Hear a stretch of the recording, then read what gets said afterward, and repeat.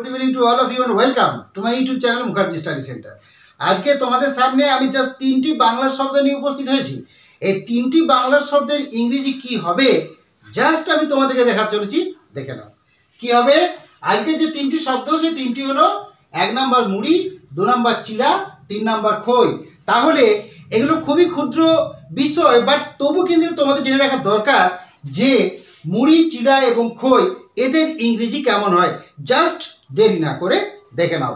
তাহলে মুড়ির ইংরেজি কি দেখে নাও, পাফড, PUFFED, পাফড। একটু ছোট্ট হাইফেন দেবে, rice, RICE, puffed rice, PUFFED, puffed, ছোট্ট হাইফেন রাইস, পাফড রাইস মানে হলো মুড়ি। এরপর দেখো চিড়া, চিড়া কি করব, বিটেন করব, BEATEN,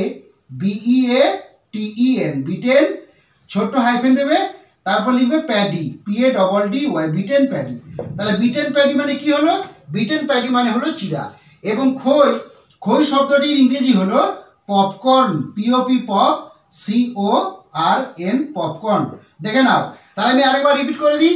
মুড়ির ইংরেজি হলো পাফড, PUFFED, পাফড রাইস, এবং চিড়ার ইংরেজি হলো BEATEN, বিটেন প্যাডি, এবং খইয়ের ইংরেজি হলো পপকর্ন।